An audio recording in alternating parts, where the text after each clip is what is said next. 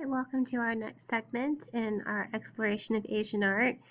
In this video, we're going to be looking at the theme of nature, looking at different mediums in art, such as ceramics, architecture, prints.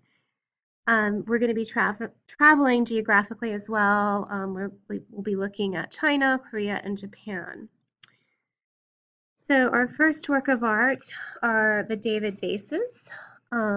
These vases are among the most important examples of blue and white porcelain in existence. So you're probably familiar with this idea of China is very famous for their beautiful porcelain.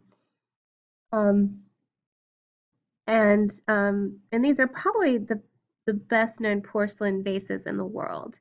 They were made for the altar of a Daoist temple, and their importance lies in dated inscriptions on one side of their necks above the band of dragons depicted.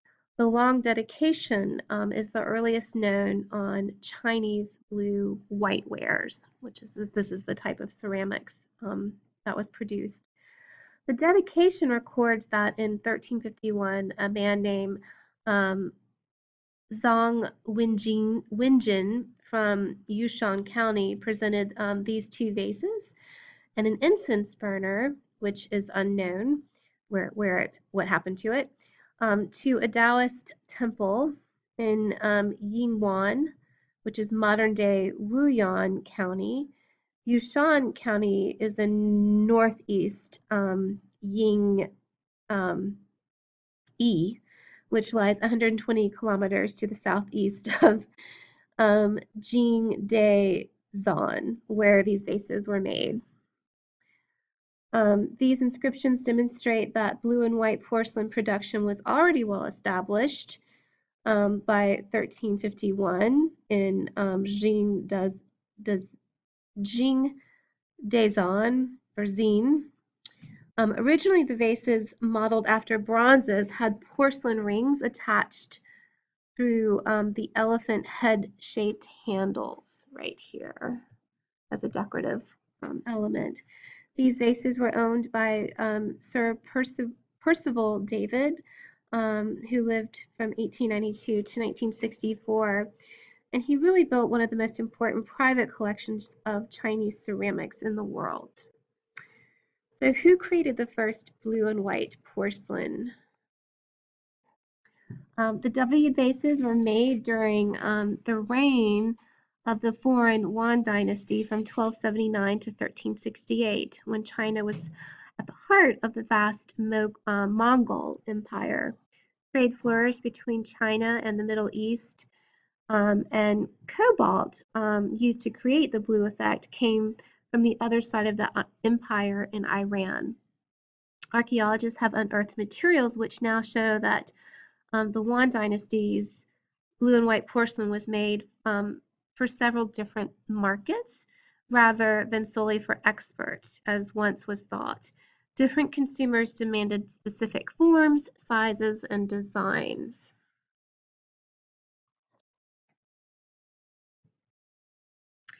So we're going to be listening to a podcast about these David vases, but we're also going to be looking at some other examples of porcelain in this video. So porcelain was first produced in China around 600 CE. The skillful transformation of ordinary clay into beautiful objects has captivated the imagination of people throughout history and across the globe. Chinese ceramics by far are the most advanced in the world and were made for the imperial court, the domestic market, as well as for export. So the Chinese use the word qi or ci to mean either porcelain or stoneware, not distinguishing between the two. In the West, porcelain usually refers to high-fired, about 1300 degrees white ceramics, whose bodies are translucent and make a ringing sound when struck. Stoneware is tougher, not translucent material fired to a lower temperature between 1100 to 1250 degrees. A number of white ceramics were made in China, several of which might be termed porcelain. The northern porcelain, such as Dingware were made predominantly of clay-rich and kaolin. In southern China, porcelain stone was the main material. At the imperial kilns in Jingdezhan, um, the kaolin was added to porcelain stone. In the Fujian province, on the coast and east of, oh, I don't need to know all this stuff. Anyway, you can read about it in my lecture notes. But what they're basically talking about are these sort of different recipes for creating porcelain. And so the results differed in terms of, you know, northern porcelains were more dense and compact, while southern porcelains were more glassy and considered sugary. So anyway, I think you get the point on that. Ceramics may be fired in oxidizing or reducing conditions. That's the idea of increasing or restricting the amount of oxygen during the process. Northern porcelains were usually fired in oxidation, which results in warm ivory-colored glazes. Southern wares were fired in reduction, producing a cool bluish tinge. An exception to this was the bleu de Chine, or you don't need to know that either. So let's talk about the market for these ceramic wares. Chinese ceramics were first exported in large quantities during the Song Dynasty between 960 and 1279. The government supported this as an important source of revenue. Early in the period, ports were established in Guangzhou, Quanzhou, and Hangzhou. Anyway, these were in Ningbo to facilitate commercial activities. The ceramic trade established in the Song Dynasty was maintained throughout the succeeding Yuan Dynasty, not spelled Y-U-A-N, from 1279 to 1368, and with few interruptions. The Ming, which you probably have heard and have probably heard of Ming porcelain, was from 1368 to 1644, and the Qing 1644 to 1911 dynasties as well. The markets were concentrated in different regions at different times, but the global influence of Chinese porcelain has been sustained throughout. Within Asia, up until the 14th century, the potters of Korea imitated Chinese porcelain with considerable success, and Japanese potters did so for still a longer period. In the Middle East, the 12th century attempts to reproduce Chinese wares went on throughout the Ming period. In Europe, however, porcelain was barely known before the 17th century. The English and Germans produced mass quantities of a similar hard-bodied ware in the 18th century. Chinese porcelain influences the ceramics of importing countries and was in turn influenced by them. For example, importers commissioned certain shapes and designs, and many more were developed specifically for foreign markets. These often found their way into the repertoire of Chinese domestic items. In this way, Chinese ceramics were a vehicle for the worldwide exchange of ornamental styles.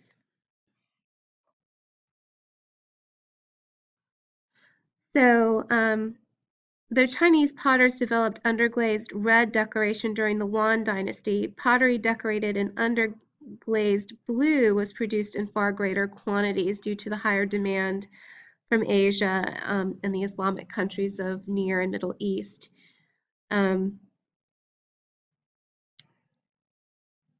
So anyway, I'm not going to, this isn't super important.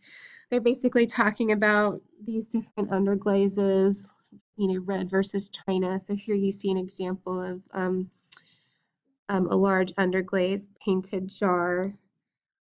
And so when it was fired, it left parts of the red areas gray. You can see kind of here.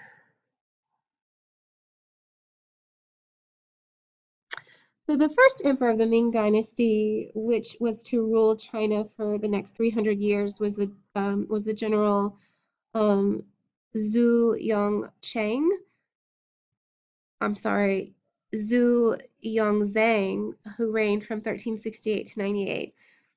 He overthrew the Yuan dynasty, whose rulers had been foreigners, Mongols. He was determined to reestablish the dominance of the Chinese style at court, and blue and white porcelain was produced in designs following Chinese rather than Islamic tastes. Similar pieces were executed with underglazed red for the use by the emperor. Um, and then the emperor banned foreign trade several times, though it was never really fully effective. Anyway,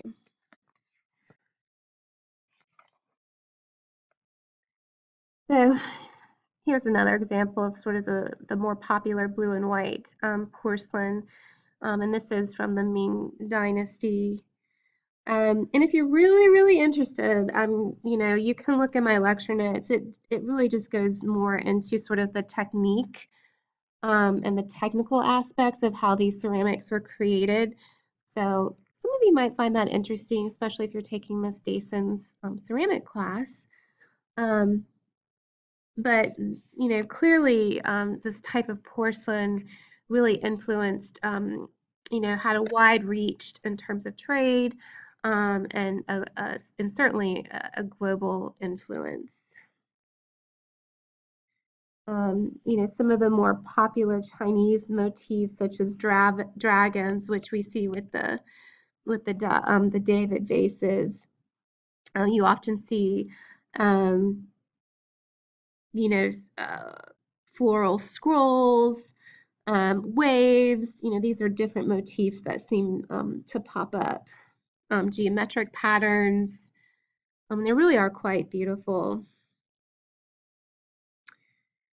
And, emperors, preferred different motifs. They also preferred different shapes. And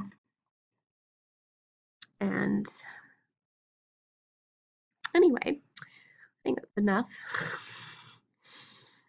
Here's another image. So it wasn't just blue and white porcelain. Here you can see this example.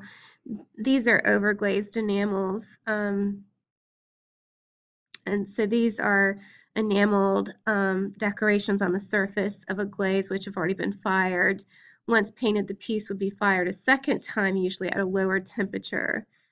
And so this is a technique known as duca, or joined or contrasted colors. And so this was also first produced under the Ming Emperor Huangdi between 1426 and 35.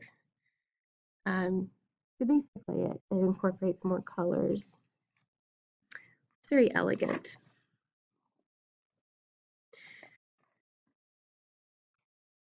So our next, and there's a close-up of it, it's really quite beautiful.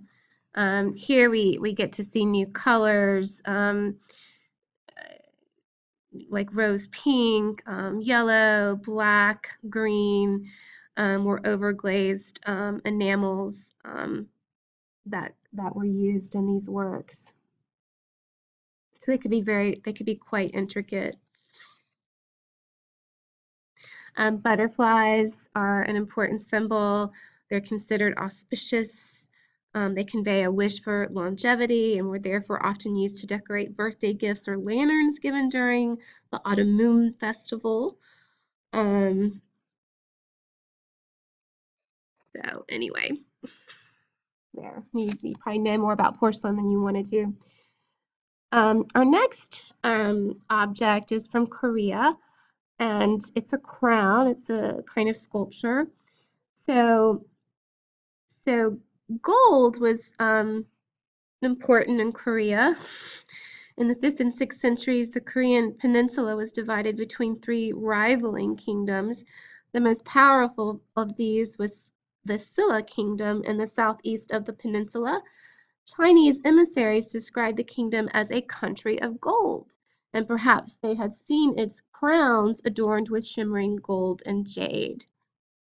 Although their fragile gold construction initially led some to believe that these crowns were made specifically for burial, recent research has revealed that they were also used in ceremonial rites of Silla royalty during the Three Kingdoms period between 57 BCE and 676 CE. Prior to the adoption of Buddhism, Koreans practiced shamanism, which is a kind of nature worship that required the expertise of a priest-like figure or shaman who intercedes to alleviate problems facing the community. Sounds a little bit familiar, kind of, think about the power figure from our African unit. Silla royalty upheld shamanistic practices and ceremonial rites such as coronations and memorial services. In these sacred rituals, the gold crowns emphasize the power of the wearer through their precious materials and natural imagery. So you can see a close-up here.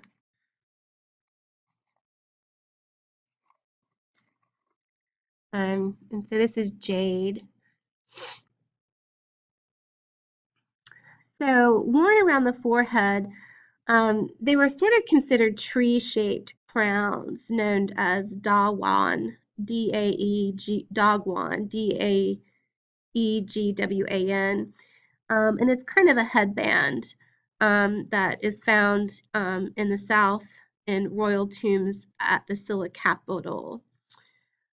Between the 5th and 6th centuries, Silla crowns became increasingly lavish with more ornamentation and additional, increasingly elongated branch-like protrusions. In the crowns, three tree-shaped vertical elements evoke the sacred tree that once stood in the ritual precinct of Jinju. And again, I'm doing a horrible job pronouncing these. The sacred tree was conceived of as a world tree or an axis mundi that connected heaven and earth. We've heard that vocab term before, and many cultures have this idea of some sort of, whether it's architecture, sacred architecture, or a ritual, or an object that kind of connects heaven and earth, or is the center of the cosmic universe. Two additional antler-shaped protrusions may refer to the reindeer that were native to the Eurasian steppe that lies to the north of the peninsula. Attached to the branch-like features of the crown are teeny gold discs. Here, so you can see them. And jade ornaments called gogok, G-O-G-O-K. These jade ornaments symbolized ripe fruits hanging from tree branches, representing fertility and abundance. With sunlight falling on its golden discs, the crowns must have been very luminous and quite a really spectacular sight.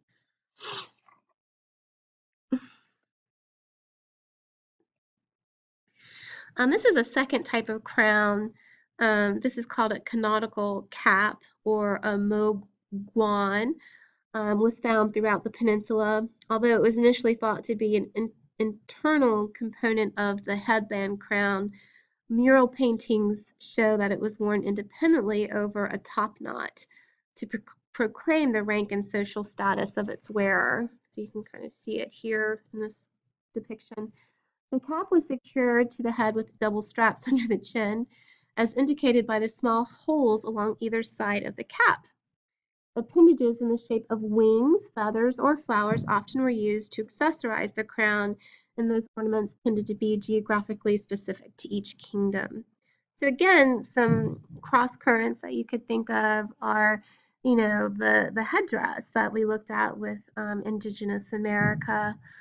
Again, other emblems of status, the feather cape, the Pacific culture.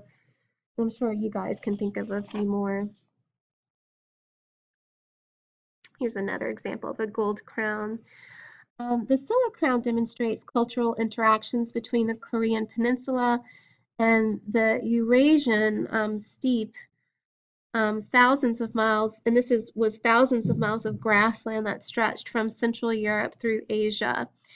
Um, Scytho-Siberian people of the Eurasian steppe created golden diadems, which were similar to the Scylla crown, such as the one that we're looking at here, the Tilla teepee.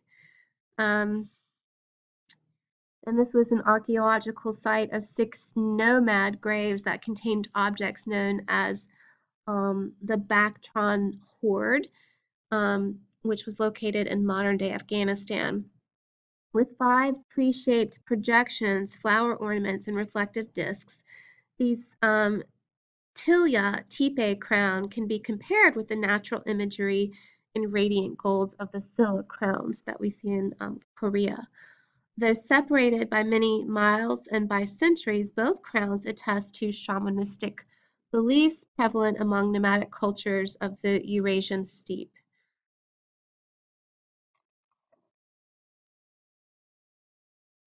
So, through their use of gold and practice of shamanism, their use of gold and practice of shamanism related to the northern steppe culture, the Silla royalty adopted the burial customs of the Chinese by burying their elite in mounded tombs. In Chinese burials, objects that were important in life were often taken to the grave. Similarly, power objects like the Silla gold crowns were used both above ground and below ground. And their luxurious materials conveyed the social status of the tomb occupant in the afterlife. In addition to crowns, belts, earrings, and other jewelry were placed in Korean tombs during the Three Kingdom eras to represent the rank and identity of the wearer. This gold belt, for instance, was made for the burial of a Silla king. It was like a tool belt or a charm bracelet with pendants that dangled from its bands of interlinked square plates and intertwining sort of um, dragon. They call it a dragon open work. Some objects were practical, such as a knife, knife sheaths, and needle boxes, which evoked the nomadic life of the Eurasian steppe. Others were symbolic, such as the coma-shaped ornament seen on the Silla crown or miniature fish that would have been charms to avert evil. These materials of the belt also correspond to social status. For example, the tombs of the Silla royalty had gold belts, which the nobility in other regions of the peninsula, while the nobility in other regions of the peninsula had silver or gilt bronze items.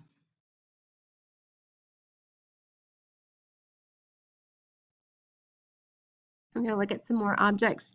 Stretching from the Mediterranean to the Silla Kingdom at the tip of the Korean peninsula, the Silk Road connects a vast terrain of ancient cultures. While the Silla Kingdom shared shamanism with the Eurasian steppe and burial customs with China and Japan, the Silk Road was a main route for conveying materials, techniques, and ideas from as far away as Rome. Luxury objects and tombs of the Silla elite, such as these earrings, are made of gold and decorated with stylized foliage that resembles the Silla crown. 2 tiers of leaf-shaped ornaments dangled from the double loops adorned with floral motifs, continuing the imagery of the sacred world tree. However, a closer look at the thick upper loop of each earring reveals the technique of granulation. This is a metalworking technique. So and this was a technique whereby a surface is covered in spherules of granules or precious metal and filigree, and this was seen in the Mediterranean, appear to have traveled along the Silk Road. Silla tombs also contained other objects such as Roman glass bowls, which reveal the extent to which luxury materials traveled via the Silk Road. These prized imports clearly inspired new forms of Korean-made luxury goods for use both in life and in the afterlife or in death. All right, I'm going to stop here. We'll pick up with this theme of nature and Asian art in our next segment. So stay tuned.